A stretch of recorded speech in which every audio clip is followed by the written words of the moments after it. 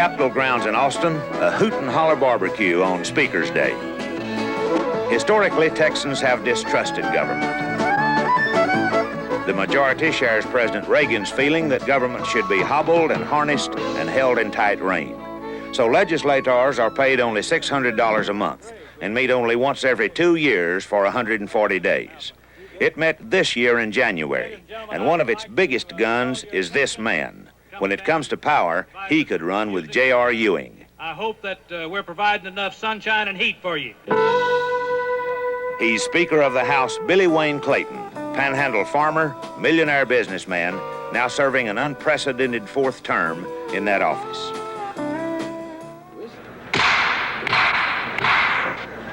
The House will come to order. Members, please register. Clayton's 150-member House is 20% black or Mexican-American, half rural, and half city slicker. Though Democratic in numbers, there are only 36 Republicans, it is overwhelmingly conservative by philosophy. Yet the boys can sometimes be disputatious, and Billy Clayton knows there can be only one leader. And I don't think either side's going to give the way it is right now. Somehow you got to flank. Well, the thing about it is, let's remember this. It don't make any difference whether they have to give or not. We're the ones that are in a given situation because we're in the driver's seat. And either they want to build, or they don't. Well, Mr. Speaker, I haven't looked at it yet, but I ran in a district before, and I'll do whatever you say here. I think you love it. Why don't you get somebody just to suggest to Mr. Healy that he don't make it hard for me to take care of it. I call that somewhat the politics of fear. It begins with a rules process. State Representative Ron Coleman. Speaker and the so-called team players, which are in the majority, prevail upon everyone to agree with them as to how the House will be run. Mr. Simpson moves to lay House Bill 1123 on the table, subject to call. Is there objection? Chair here, none is so ordered.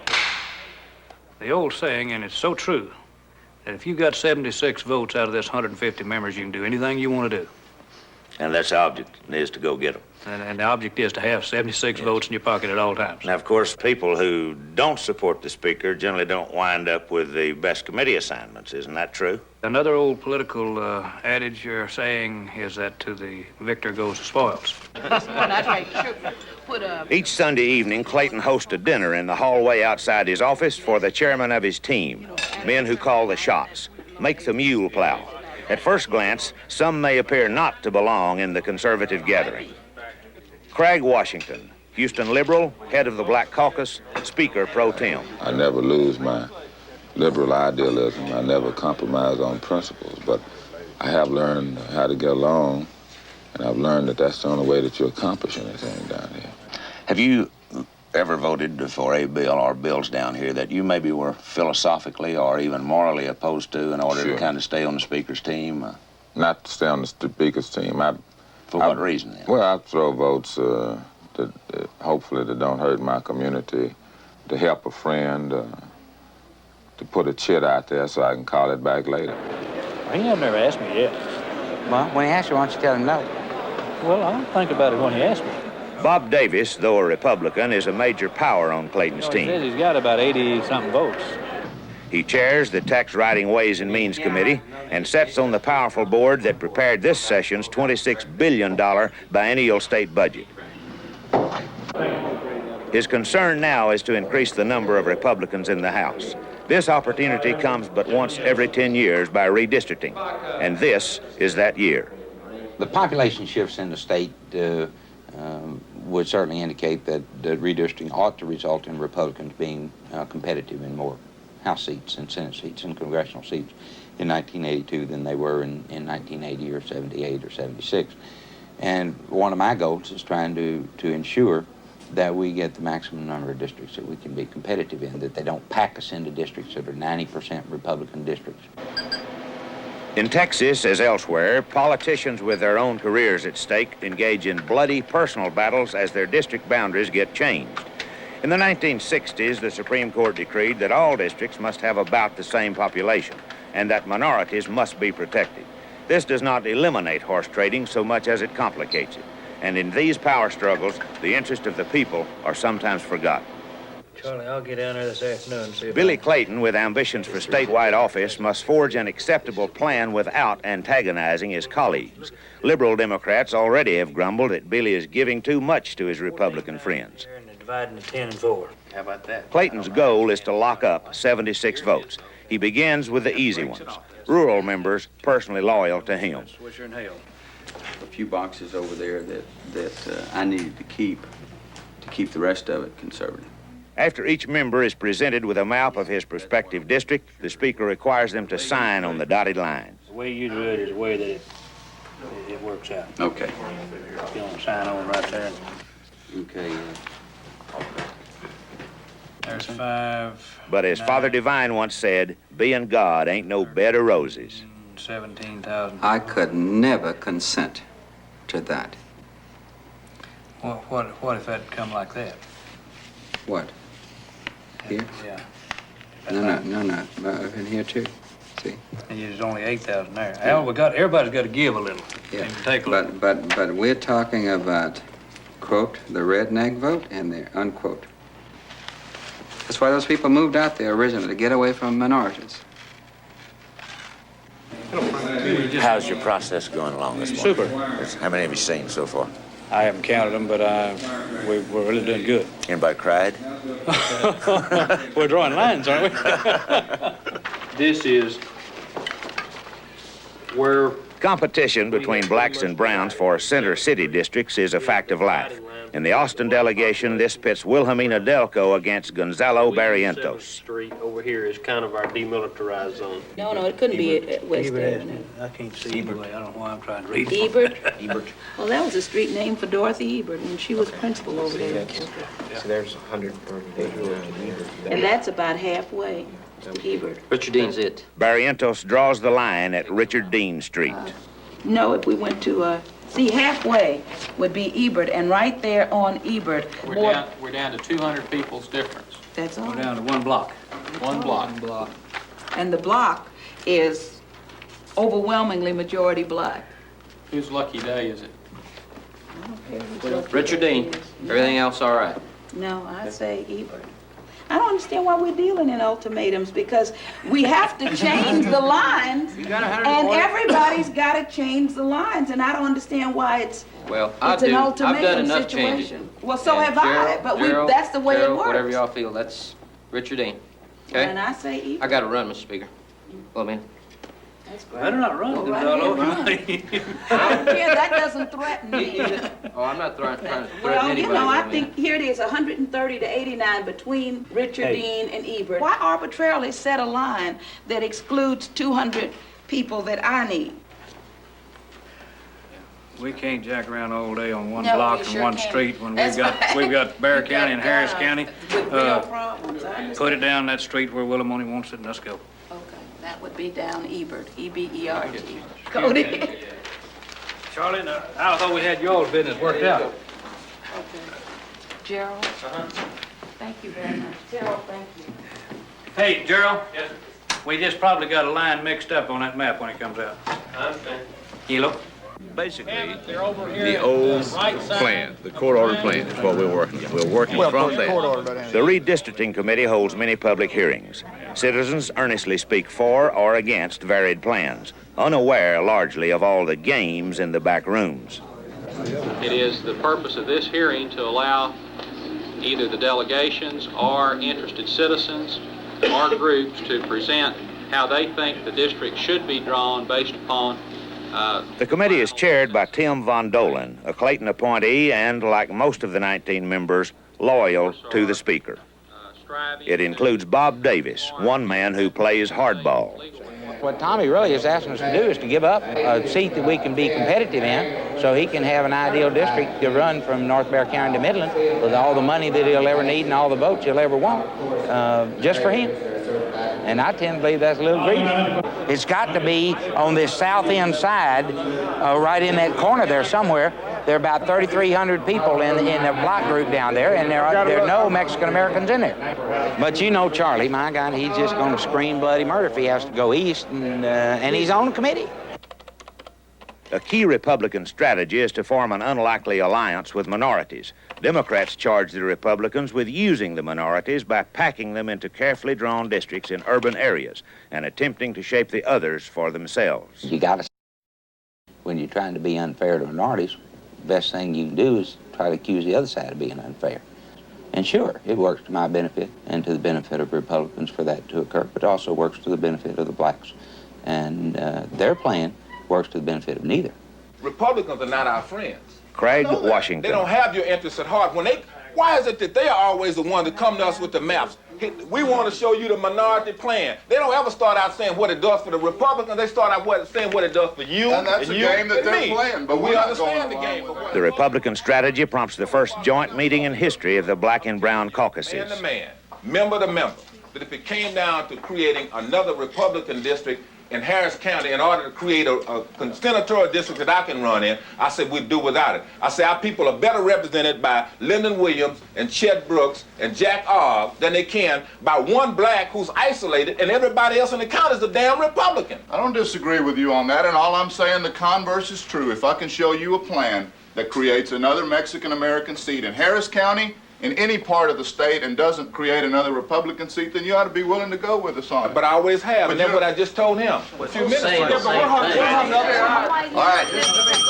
right, one more time. Are we in favor of having another meeting tomorrow at noon? We have made every effort to conform with and will continue to comply with the Voting Rights Act in order to make our submission through the Secretary of State's office after the adoption of the plan. After weeks of suspense, Chairman Von Dolan presents the statewide redistricting plan. Only Craig Washington's Houston plan is not ready, or at least he so says. The Dallas plan, as presented, irks Bob Davis. He thinks it shorts Republicans. It's the worst plan for Dallas County that I've ever seen. From all the plans that have been drawn, this is absolutely the worst. It just totally destroys communities of interest all over the place.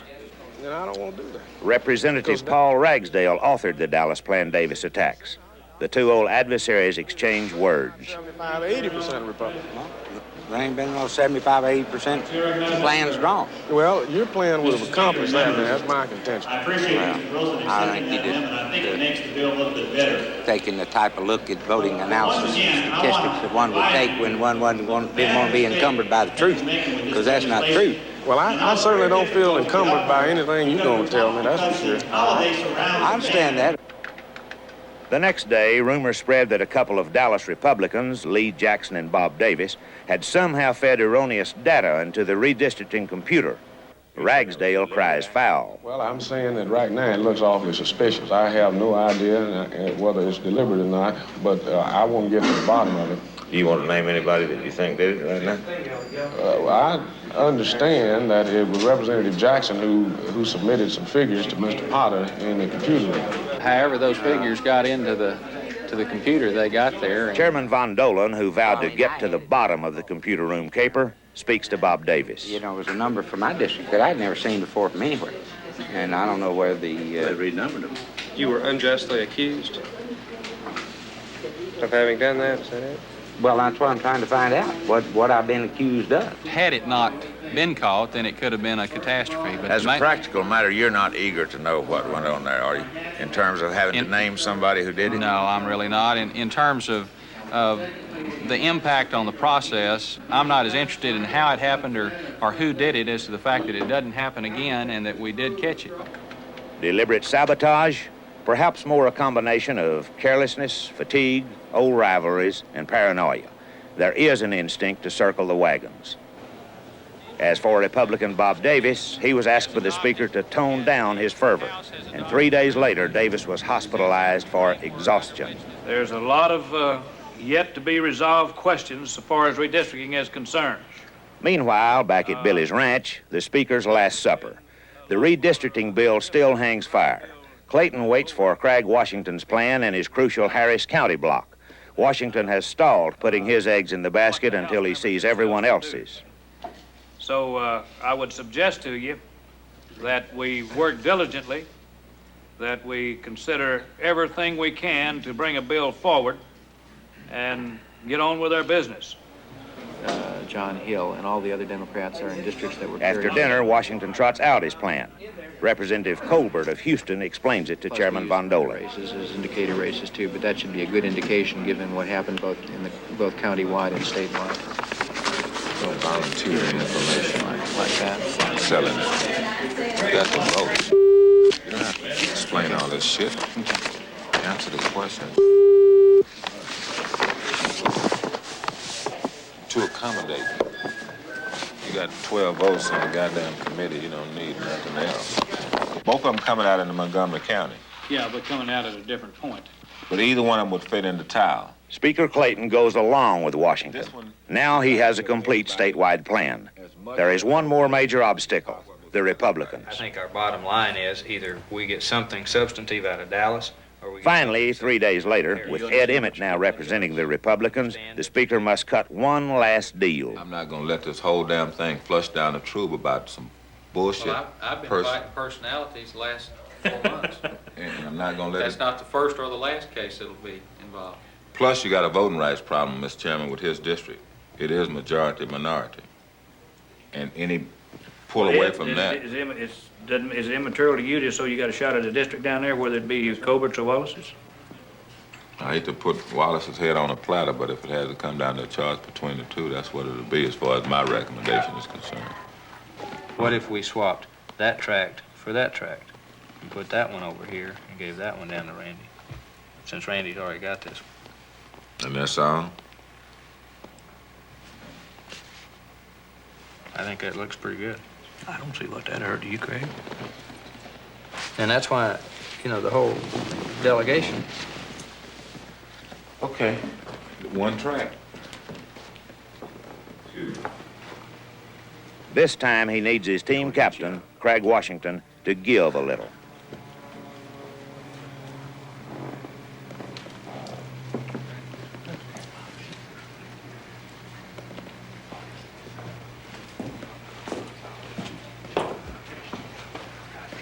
Tell me what that does, Ed.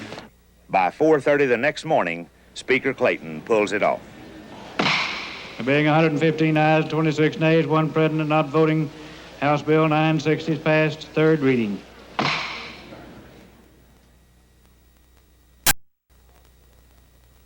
Is there objection to consideration of the committee substitute Senate Bill? Across the rotunda from the hustle and bustle of the House, the 31 members of the Texas State Senate proceed in a more dignified and orderly fashion. Many are rich, and most call themselves Democrats. 4 are Mexican Americans, none are black, only one is a woman. 26 ayes, 4 noes, 1 present not voting. The Senate's chief executive, third-term Lieutenant Governor Bill Hobby, fits the sedate Senate like an old shoe.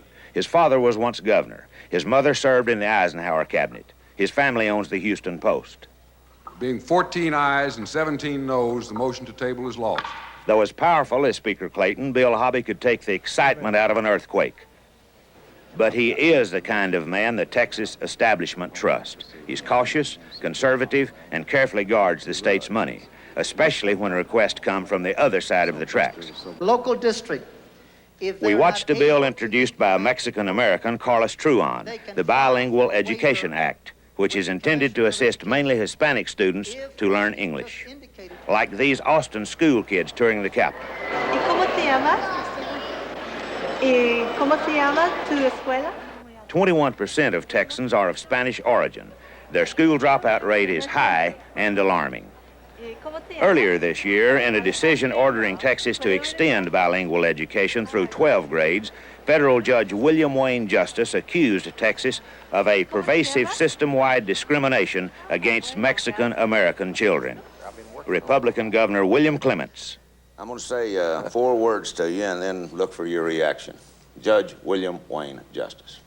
Goofy. Why? Well, you know, I think that that he's trying to legislate through the judicial system. The court order sent Clements scrambling to form a bilingual task force. I guarantee you we'll see you in federal court again. Is that a threat to the committee, Senator? No, sir. I mean, I thought you remembered this committee like the rest of us. Pete Snelson, chairman of the Education Committee, squares off against Carlos Truon. Truon seeks compliance with the court order. Snelson thinks it excessive. All I'm saying, Senator, is a 10-minute recess so that we can discuss some strategy. We may be able to come in with something just like we were trying to do here.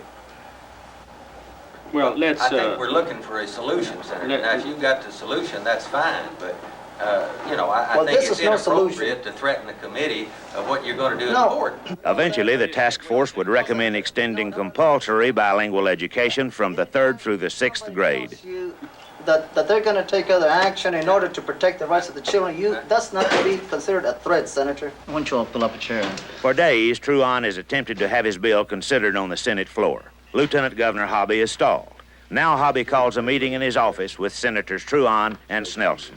I would hope the purpose of this meeting would be to agree on the preparation of a floor substitute that would narrow the differences and those issues that are not agreed to be handled on an individual amendment basis be voted up or down according to the will of the Senate. Yes. Carlos, this is your bill. Why don't you? It's your meeting. Well, I think we came out with a bill that I thought we were going to run with. Now, frankly, I'm surprised that you have so many different amendments, but nonetheless. Well, let me simply say that let's the technical errors, Senator, were in your original substitute. Now, if you don't want to get into that subject, but okay. It's getting late. If you want to run, if you'd like to run with your bill as it is, I have no objection to that, and no point in this meeting. You know, that's. Let's We've had a hearing. And let's go through. Let's arrive at a floor substitute. All right. I mean, is that agreeable? We'll add those other words. As determined by the Commission on Standards, would that be sufficient? Well, what you're saying, appropriately certified by the agency in bilingual education. Are you going to oppose me on that amendment? Oh, no, I'm not opposing on these. What's this one here? Well, that's local the district. as long as there's no substitution. Walked away from over there, that doesn't indicate a lack of interest after that. No. No substitution. Presiding officer's function, or at least I so interpret it, is to, at this stage in the session, to get negotiations going and between the participants, and I'm going to have another one of these sessions going on another subject in another room here right now.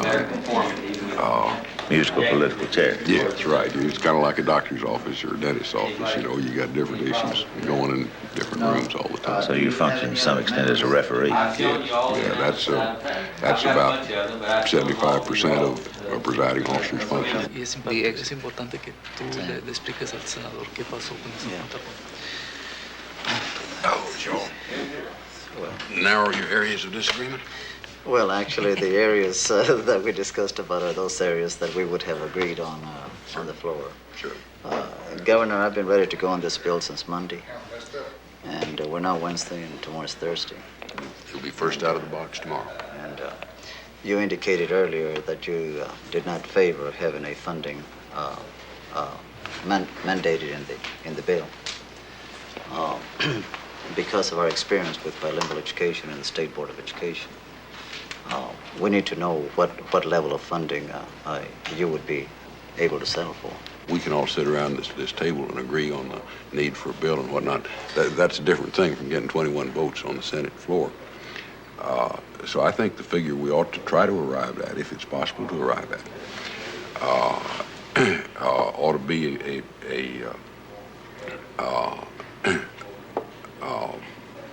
a figure that will certainly not be all that you want, but a figure that can fly on the floor out there. The fear is that they will siphon off monies and put it in other special languages. That's why, another reason why we want to have it in the bill of a specific amount, simply because we've been had in the past, Governor. You know, the money we got to find somewhere, which ain't going to be easy. We've agreed that on the total cost of the bill. We're talking about going from $9 million a biennium to $30 million a biennium. I can't think of any other program in state government that grows at that kind of rate. Out of the $30 million, though, we've got to be able to fund Governor, ESL. you're not being fair. Bilingual. Because we've been underfunding bilingual education. And we're also mandating additional grades. And we're talking about children who are here. But that's to be decided on the Senate floor. The point of the viewpoint that you so ably advocate is by no means shared by all Mexican Americans. Well, Governor, what is that supposed to mean? In reverse order, just the other exact- viewpoint it meant is just shared by all exactly what Anglo-Americans. There are a lot of Anglos that agree with support that. bilingual education too, Governor. I support bilingual education, Carlos. Well, put the support of your office behind me. Carlos, your viewpoint is not the only possible correct viewpoint in the whole world. I know that's hard for you to comprehend, but that's true. Well, Governor, we have some differences of opinion. That's right. And we also have different upbringings and different backgrounds and different cultures. And our state is the richer because of that. Yeah, okay, except some of us, and they're bringing up the rear. Some of us are less richer than the others. Truon left the meeting thinking he had an agreement for $100 per student. The next morning, he is ready to step into the box. In view of my discussion with the Lieutenant Governor that he could support a $15 million per year program, I am going to propose that we reduce the amount of funding to $100 instead of $150 per student. So you are biting the bullet and accommodating the realities. Yes, because I'd rather have $15 million instead of going for $20 million and maybe not being able to get the bill passed at all. Late in the afternoon, Truon finally gets his shot. But he is stunned when his adversary, Senator Snelson, offers an amendment to further reduce funding. Now, Senator, you are amending that part of the bill that provides right now for $150 per child. That's correct. And that I am attempting to reduce to $100. That's correct. And you are further proposing to reduce it to $50. No, plus, Senator. No, Senator. To a minimum of $50. That's plus right. Whatever. That's right. Whatever That's the right. appropriation And that's bill the has. same way that Senate Bill 180 that carries all of the other public school appropriations process. Senator. And you voted for the bill, and I think it's a wise way to approach the problem. Senator, you don't support bilingual education. It is obvious by your Well, amendments. Senator, you speak for yourself. I'll speak for myself as to what I support. Well, okay? your record speaks for itself, Senator. I hope it does, loud and clearly. And I simply said in this amendment, and I'll repeat, if you can hear me, that I'm not speaking to the ceiling. I'm speaking to a floor. Questions on final passage. Those who favor vote aye. Those opposed vote no. As your name is called, Secretary, call the roll. Andujar, Blake, Brooks. After days of emotional debate and crippling amendments, Truon's watered-down bill passes the Senate and the House and is signed by Governor Clements. Truon, Uribe. Senator, do you think that the bilingual bill that you just passed here will be found responsive to and will satisfy the court order from Judge Justice? Well, I hope so, because I think it's a responsible answer to our own problem here in Texas, and that's trying to enhance the learning opportunities for our language-deficient children. But in effect, didn't you really give him a $50 floor guarantee and then a tin cup and the right to beg? That's right, exactly. Like a blind man. Well, not necessarily like that, just like everybody else does. Yeah. Just like the crippled kids and everybody else in the process. And abused children, they all have to go before the appropriations process. These folks are not... The Joint Appropriations Committee, on which Snelson sits, ultimately voted $50 in change per pupil. California, by way of contrast, provides at least $180 per pupil. El orador de la Cámara de los Diputados se sienta enfrente. Y él se llama William Clayton. For these children, and perhaps another 200,000 Mexican Americans, the victory is a limited one, and the bill only partially complies with Judge Justice's order. Meanwhile, for some little people in the Lone Star State, Texas is still spelled... Se puede ver T, E, X, A, y Z.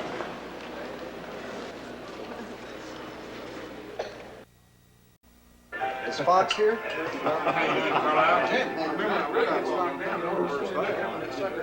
It's lunchtime in Austin.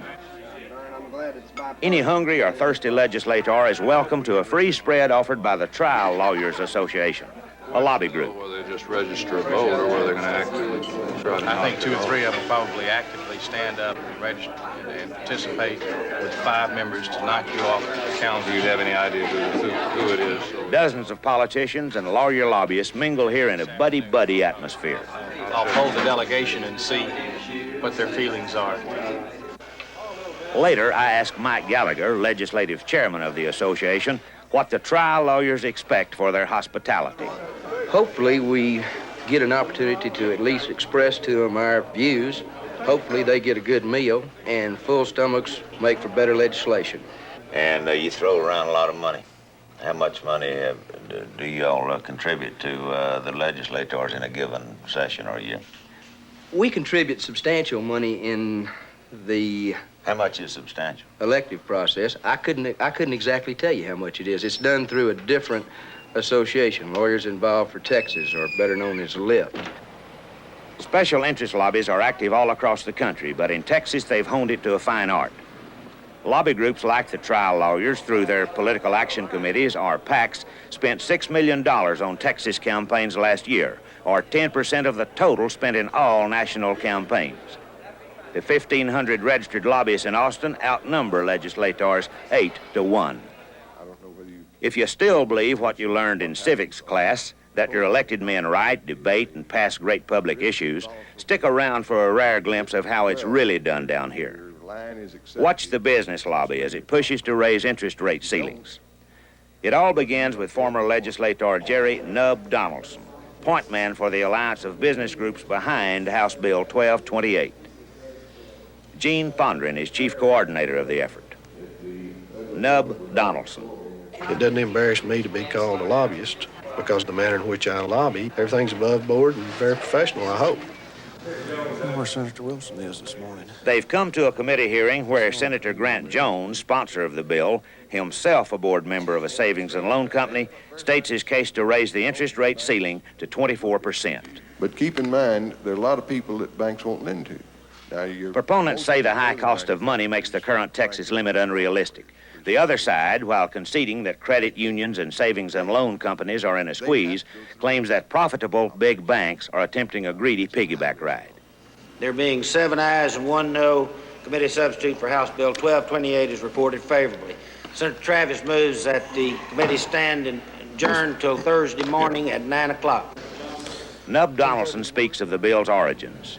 With close advice of the authors, we prepared an initial draft. We contacted the people that we were hopeful would carry it. They agreed to carry it. And then from that point forward, their review of it and their suggestions and directions to us is how the final form of the bill came to be. Would you touch base, if you need to, with any particular House members on 1 or 2 of those amendments so that you can tell the committee what their feeling is and how you think it'll affect the ultimate vote over in the House? And that it was at their request. Right. Nub knows his way around the old ballpark. He calls on Craig Washington to explain changes the lobby has proposed to Washington's amendment to the interest rate bill.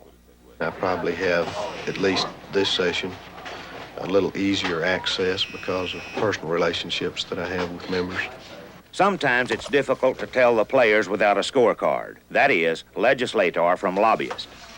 Let me tell you what we added, and I'll explain to you why we feel like it's necessary and still solves your problem. We left it just like you had it, as I recall, that the rate will not apply if it's a home solicitation transaction as defined in 13, and if the agreement is secured by a lien on the obligor's homestead. With the broad language that you had, we would have probably caught vacuum cleaner salesman. What's wrong with that? Well, just didn't think that's what you intended. I didn't intend to get swimming pools and major transactions like that. But all right, the rest of them are putting yourself out of work now. The rest of them are technical.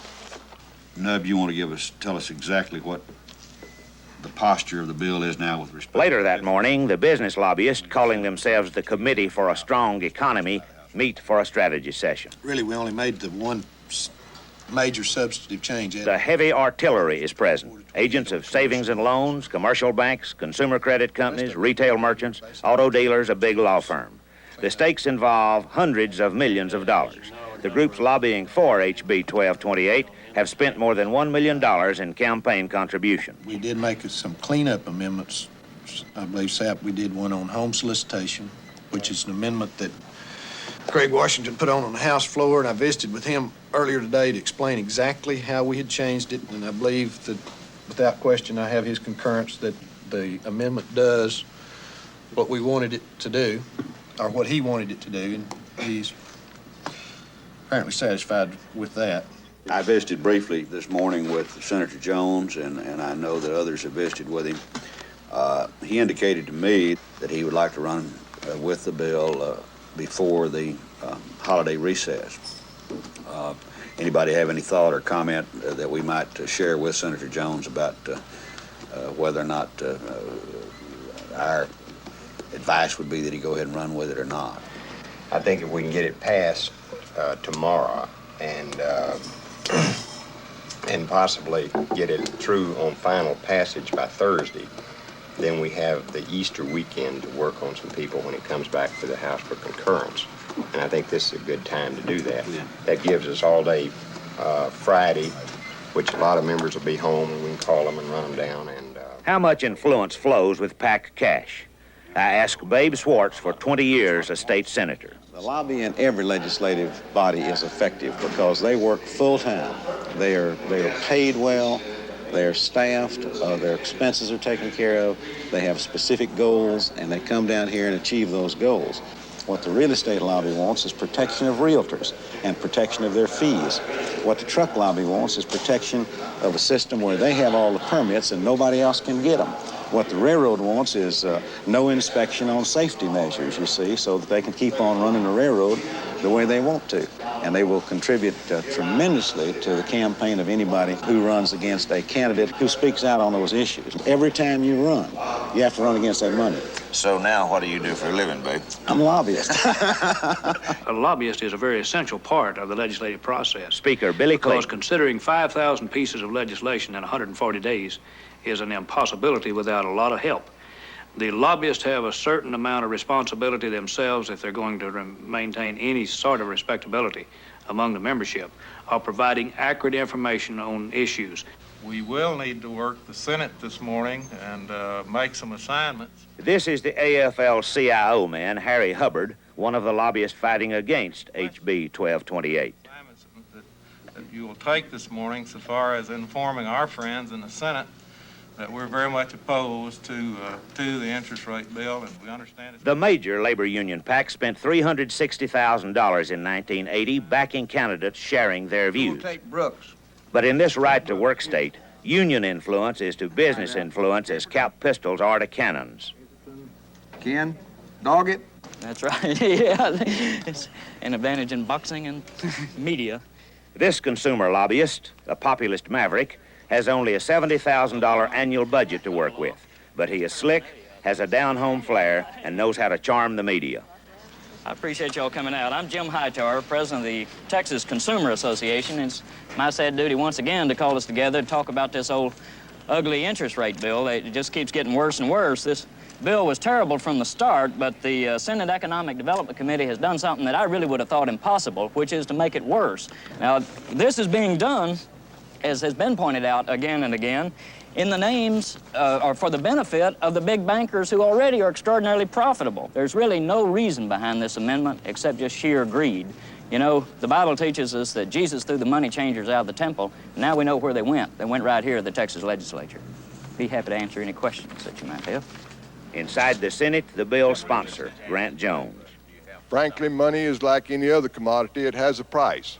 If we in Texas have a ceiling that will not permit money to be loaned at a reasonable price as compared to the price it's commanding in other parts of the country and other parts of the world, then we simply have the effect of drying up the availability of credit in the state of Texas. If you're so wrought up about denying somebody the availability of money, Senator Carl Parker. You're just as concerned about everybody else as you are the folks that want to borrow over $100,000 at a higher rate. Senator, that was my original bill at 30%. Senator, what changed your mind?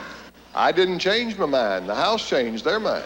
You know, I'm not sure I disagree with the philosophy of trying to make available money to the folks of Texas. I'm kind of like borrowing money like I am by drinking whiskey, you know. Some want it and some don't, you know, but them that want it know what they're getting. Who am I to tell them they're too dumb to have it? But if we're going to follow that philosophy, and we understand this doesn't set the rate, it just sets a maximum. But apparently somebody in the lending area believes that we're going to get there. Otherwise, they wouldn't be so concerned about 24 as opposed to 28, would they? Parker seems to be making headway at limiting the new ceiling to 24% across the board.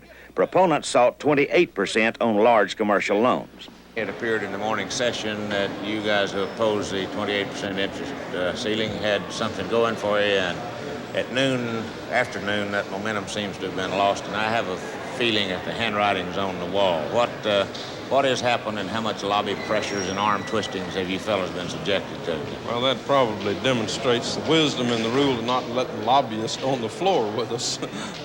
Usually things change over the lunch period. I'm sure some of them have had their reason appealed to, and others have perhaps been a little intimidated. And $10.50 in monthly handling charge. One who was not intimidated, Senator Lloyd Doggett, filibustered against H.B. 1228. He had the complete attention of his wife and mother. He renews the loan for another $50. He's flipped from his first But by loan dark, Doggett's lonely soliloquy peters out. The bill passes 24-4, and in May, Governor Clements signs it into law. To what extent did the financial lobby write that bill? Oh, Larry. Senator Grant Jones. Actually, the chief draftsman of it is a fellow who's worked in the area of credit and credit legislation for many years. He's Bill Daniels. Bill Daniel is a consultant to the financial lobby. Technical lawyer. It was real interesting in meeting Daniels. I had not known him. I've known his law firm and several people in the firm, but I'd not actually known him. But here's this tremendously capable person in interpretation of the law that's almost shy. It was real interested in meeting him because his personality was so different from what people think of one doing that type of work. Well, one of the lobbyists, Nub Donaldson, said that when I talked to him earlier that at least the first draft of it was written by the lobby. Do you think that's a fair comment?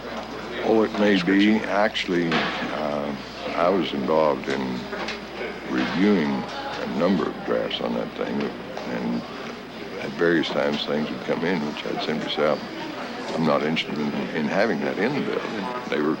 Those things which I objected were taken out at each level. Senator Doggett. Well, the Texas legislature has always been dominated by corporate interest, and I think that remains true today. The average citizen who can't afford to form a political action committee and hire a full-time lobbyist certainly doesn't have near the voice up here that a corporate lobby does. I don't care who gets mad. If it feels something's right, I carry it. If I don't, then I oppose it. But so far as anyone being able to shape my opinion, that's ridiculous. When it costs $300,000 or $400,000 for someone to get elected to the state senate for a $600 a month job, that money is coming too often from those who have a direct economic interest in what we're deciding up here, and it affects the votes. Well, Nub, you've got it and gone with it. How do you feel about it now? Relieved. Did y'all cut a fat hog during lunch hour celebrating? No, Count your money or just what? kind of let her hair down, relax for a few minutes, get back, get to work on something else. How long have you been working on that bill?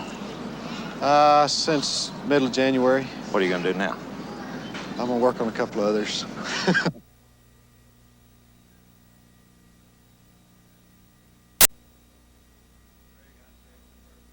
And Craig, I'd say to you personally, you've made one hell of a great speaker pro tem.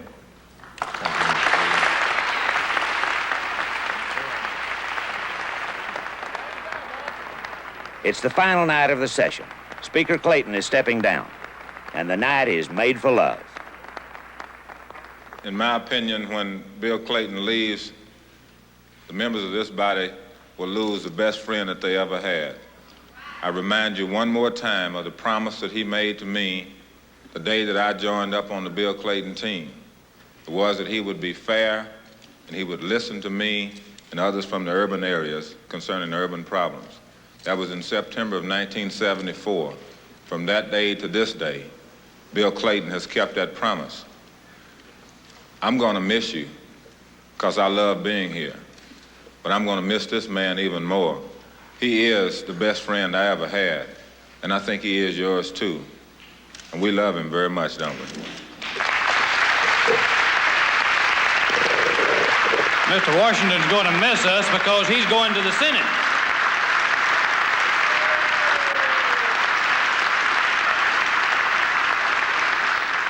Do you leave with any regrets, disappointments, failures? Well, Larry, it's hard to say. Certainly, I know there is legislation that I would like to have seen passed. I can't recall offhand. I think we've probably touched most of the major stuff this session. This was probably supposed to be one of the most difficult sessions of the legislature in a long time because we were faced with redistricting of House, Senate, and congressional seats. Some people have said it's been a fairly tame legislature because nobody wanted to get in trouble with the redistricting. You said it's been a good session. Why? It's been a good session in terms of the people's interest, and I think that's what always comes first. And it's been a good session because we haven't passed a lot of bad bills. It's sort of a negative way of saying it's been a good session, but compared to others, that's the primary reason. That's not a bad bill? It could have been a lot worse. It's a bad bill, sure. Interest rate? Interest rate's a bad bill, but you got to take into consideration, Larry, in the regular run-of-the-mill legislative session down here, those bills would have passed in March instead of in May, and there would have been more of them. So you're saying then that holding damage down to the minimum here really constitutes a victory in the legislature? Right. No man's life, liberty, or property is safe when the Texas legislature is in session. So the best thing that we'll do for the people is adjourn tonight at midnight. We will sign a die at midnight. Midnight, June 1st, 1981. We couldn't show hundreds of bills that passed and many which failed. The boys flubbed a few. They were content to pass a mild Campaign Reform Act, meaning that lobby money will continue to talk. Theoretically, any unspent campaign funds may still be used to buy Mama a fur coat or Junior a motorcycle. They passed tougher laws when it came to wiretapping bills and protecting sport fishermen. But perhaps the boys did their best. What we've seen is not peculiar to Texas. Other mortals in other legislatures in other states make and cut deals and reach their own handy compromises. In their own ambitions, the needs and desires of the people may not always be met. Perhaps my Texans are a bit more colorful, a bit rawer, but the process, alas, is much the same in your state and your neighbors. This is Larry L. King for CBS Reports.